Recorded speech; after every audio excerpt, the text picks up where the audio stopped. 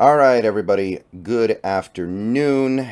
We've spent a lot of time talking about the various things the Seahawks can do this upcoming offseason to prepare for free agency and prepare for the draft.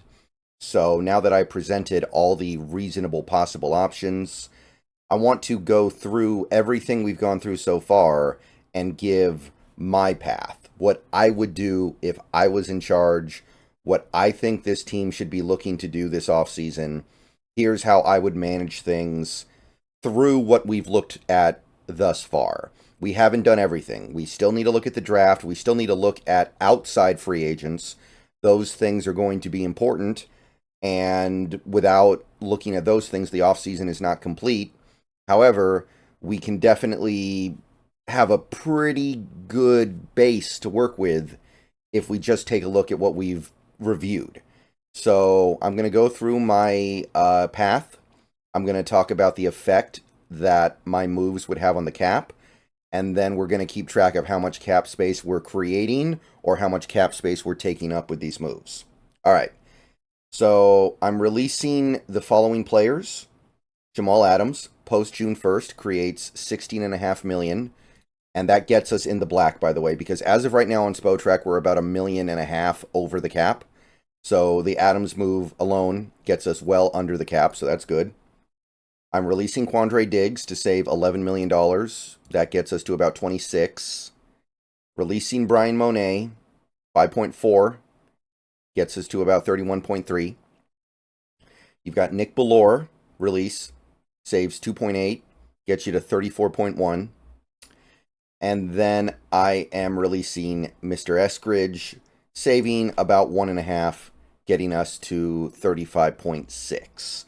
So those would be my releases after really thinking about it. I'm very on the fence about Will Dissly. I really wanted to move off of him, but I've kind of been convinced in recent days that it's not realistic because we just don't have enough in the tight end room to feel good about that, and there isn't enough going on at the tight end position this offseason in the draft or free agency for us to be able to replenish. So I think Dissly does have to stay one more year.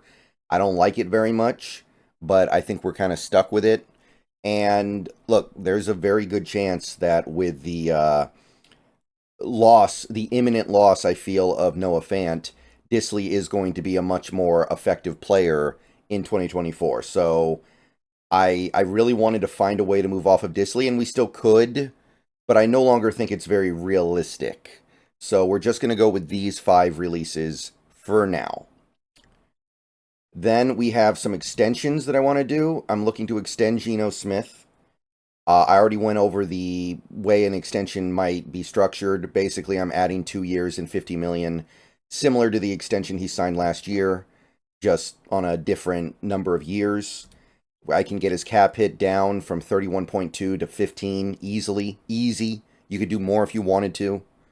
But you get that cap hit down to 16.2, or excuse me, 15, you save 16.2, and now you're working with 51.8 million in cap space. And then I'm also going to go ahead and extend Julian Love because he's probably going to have a monster season under McDonald. It's kind of the same idea of what he did under Wink Martindale a couple years ago in New York. And he made the Pro Bowl as is, so he's probably going to be coming into a ton of money if you let him go to next offseason because I think he'll be really good.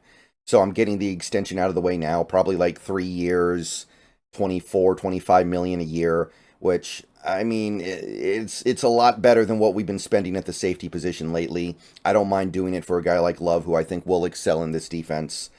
I can save 3 million on the current cap year hit because it's like 8.4. I could get it down to like 5 and save 3.5. But I said, let's save 3 million, get us to about 54.8. So feeling pretty good about where things are going with the current salary cap space. And I'm also going to restructure DK Metcalf. I would love to extend him, but I don't know if it's realistic. So I'm just going to restructure him for now, save just shy of 6 million, get us to 60.7 million in cap space. And then I'm also going to restructure Michael Dixon because he's not going anywhere, and why not, right? Like we all love Michael Dixon. Let's keep him around. Let's push out some of that money, give him more guarantees, and let's give Michael Dixon that lifetime contract because he deserves it. That gets us to 61.4.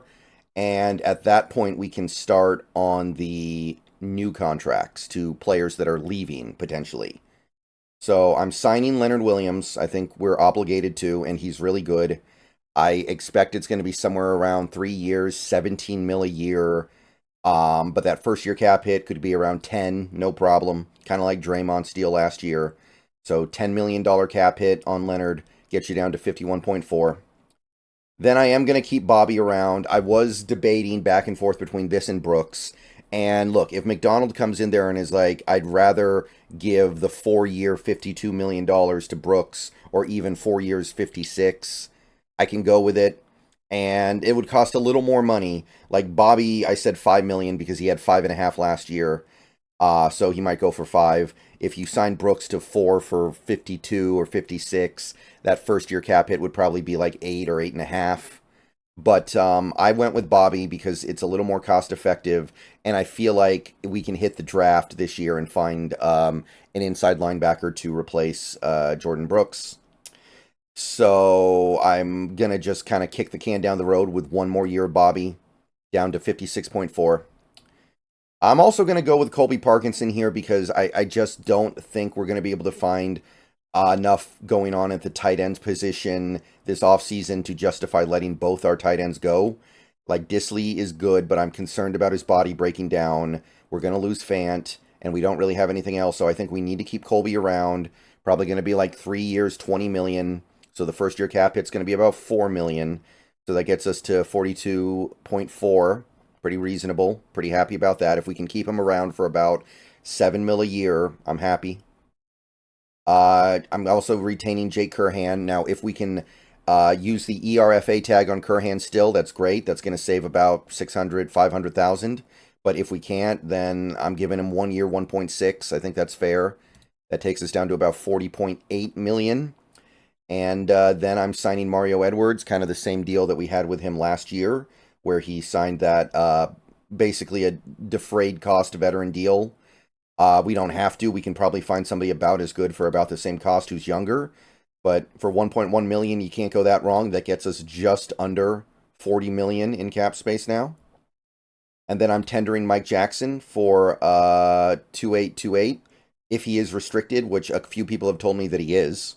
So if he's restricted, I think you can get him on the right of first refusal 2.828. If you have to give him a contract, then I think that's fine too. You can probably do like 3.5 million a year for 1 year or 2 years, which I would be okay with that too. If you did that for 2 years, the cap hit would be about the same. That gets us down to about 37 million, just under 37. I'm tendering Miles Adams. Want to keep that guy around, see what he can do with McDonald. That's going to cost about $1 million, gets us down to 36 million, just under 36.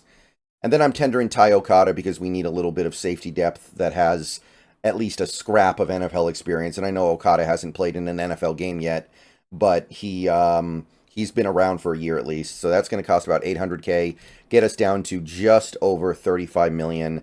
And that's all I have for now. I'm letting everybody else go. Again, there are some things that I can be talked into, like swapping out Wagner for Brooks and spending an extra 3 to 4 million. I can be talked into releasing Disley to create 7 million. But I think this is going to be my preferred path for the time being. And that leaves you with 35 million going into open free agency, which kicks off in mid-March. So 35 million, that number is really going to be closer to 24 because I think our draft class plus our UDFAs is going to end up costing about 11 million, especially if we trade down for more picks. It could push up to like 12. So you're going to have 23, 24 million, I would say, to hit free agency with, which should be good enough. I don't think we're going to hit free agency super hard this year, but it would create an opportunity for you to go out and get some help at some of these positions that you are going to need a veteran presence at. So I would say that this is a pretty good start. And there's wiggle room too, by the way. You could just say we're going to go really cheap in free agency this year. And you could say, okay, we're going to keep Quandre Diggs. You can afford the 11 million if you really need to. You could say we're not going to do the restructure on Metcalf to keep our options open for next year. and you can afford to do that because of the cap space I created elsewhere. You could, again, you could do the Brooks extension instead of the Wagner one, and that would be cool too. You could even decide to keep Noah Fant instead of Colby Parkinson. Now, I think it's going to be a significant amount more that most people are not going to be comfortable with, but you could. There's enough money out there.